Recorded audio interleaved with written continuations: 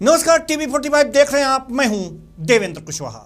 झारखंड के जिस सरकारी सिस्टम और स्वास्थ्य महकमे की बदहाली हम आपको लगातार दिखा रहे हैं, उसकी संवेदनहीनता सिर्फ अस्पतालों तक सीमित नहीं है साहब। हमारी व्यवस्था के रक्षक जब खुद भक्षक बन जाएं, तो समाज किस पर भरोसा करे। रांची के होटवार में स्थित बिरसा मुंडा केंद्रीय कारागार से एक ऐसा सनसनीखेज और शर्मनाक मामला सामने आया है जिन्हें झारखंड के प्रशासनिक तंत्र और कानून व्यवस्था के मुंह पर कालिक पोतती है। जेल, जिसे सुधार गृह कहा जाता है, जहां कैदियों को सुधारने के लिए भेजा जाता है। आरोप है कि उसी जेल की सलाखों के पीछे एक लाचार महिला कैदी के साथ गंदा खेल खेला जा रहा था, और इस घिनौने खेल के खिलाड़ी के रूप में जिसका नाम सामने आ रहा है, वो नाम और कोई नहीं बल्कि जेल के कारा अधीक्षक का है।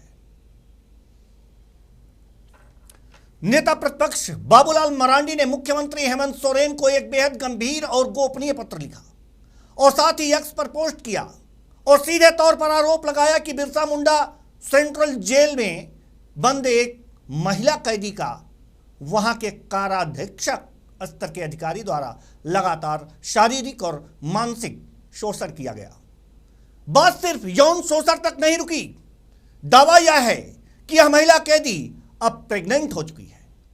सोचिए साहब, जिस जेल के भीतर परिंदा भी पर नहीं मार सकता, जहां चप्पे चप्पे पर सुरक्षा का पहरा होता है, वहां एक महिला कैदी के आत्मसम्मान को तार-तार किया जा रहा था।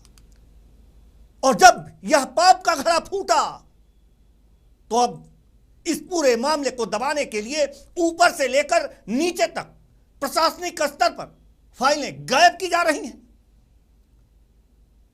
कारा महानिरीक्षक पर आरोप है कि वो गुनाहगार अधिकारियों को बचाने के लिए फाइलों को रफा दफा करने में जुटे हैं। इस बेहद संवेदनशील और शर्मनाक मुद्दे पर मुख्य विपक्षी पार्टी बीजेपी पूरी तरह हमलावर है। क्या कहना है बीजेपी प्रवक्ता रफिया नाज का, आइए पहले सुनते हैं। देखिए, ये बहुत शर्मनाक बात है कि झारखंड राज्य में ना तो महिला सड़कों पे सुरक्षित है, और सोचिए कि जेलों के अंदर भी जो महिला कैदी है वो सुरक्षित नहीं है। जिस तरीके से जो जेल सुपरिटेंडेंट है उनके द्वारा बिरसा सेंट्रल जेल झारखंड में यौन शोषण किया गया। यौन शोषण के बाद एक महिला गर्भवती हो जाती है। गर्भवती होने के बाद जो कारा महानिरीक्षक है इस मामले में मिट्टी डालने की कोशिश करते हैं, और जो पूरा प्रशासनिक तंत्र है उसके कुछ लोग इस बात को छुपाने की कोशिश करते हैं।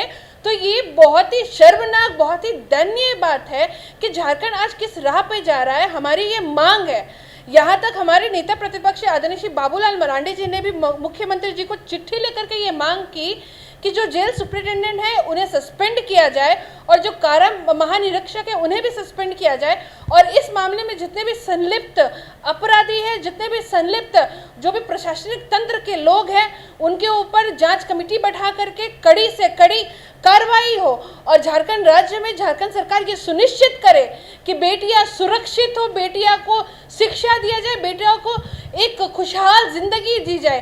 पर झारखंड सरकार दे क्या रही है? खौफजदा जिंदगी और एक खौफ के साये में जीता हुआ परिवार।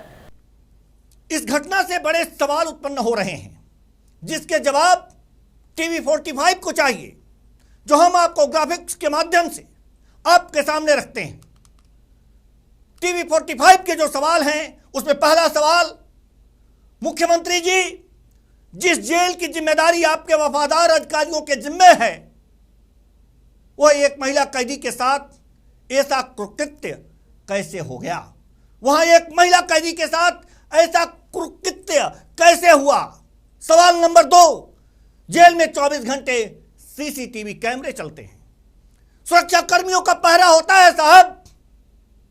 तो क्या साहब के इस गंदे खेल पर सबने अपनी आंखें मूंद रखी थी? सीसीटीवी कैमरे बंद किए गए थे? ये तमाम सवाल हैं। तीसरा सवाल टीवी 45 पूछता है, नेता प्रतिपक्ष के आरोप के बाद भी क्या सरकार केवल जांच समिति बनाकर मामले को ठंडे बस्ते में डालने की तैयारी कर रही है? और सवाल नंबर 4, फाइलों को गायब करने और आरोपी कारा अधीक्षक को संरक्षण देने वाले महाअधीक्षक पर अब तक कार्रवाई क्यों नहीं हुई? ये सवाल हैं, टीवी 45 के ये सवाल हैं जिनका जवाब जनता को भी चाहिए। यह मामला सिर्फ एक महिला कैदी के यौन शोषण का नहीं है, यह मामला इस बात का सबूत है कि झारखंड के सरकारी तंत्र के भीतर बैठे कुछ रसूखदार अधिकारी खुद को कानून से ऊपर समझने लगे हैं। अगर सुधार गृह ही पाप गृह बन जाए तो न्याय की उम्मीद कहां की जाएगी। मुख्यमंत्री हेमंत सोरेन को इस मामले पर बिना किसी देरी के सीधे दखल देना होगा और दोषी अधिकारियों को सलाखों के पीछे भेजना होगा, वरना जनता इस सिस्टम से भरोसा उठ जाएगा। लेकिन भरोसा तब नहीं उठेगा जब आरोपियों को कड़ी से कड़ी सजा दी जाएगी। इसलिए टीवी 45 यह अपील करता है, मुख्यमंत्री हेमंत सोरेन से अपील करता है कि सिस्टम से भरोसा उठने ना दिया जाए, सिस्टम पर भरोसा कायम रहे। और इसलिए जरूरी हो जाता है कि दोषी अधिकारियों को दंड मिले, और यही जनता भी चाहती है। नमस्कार।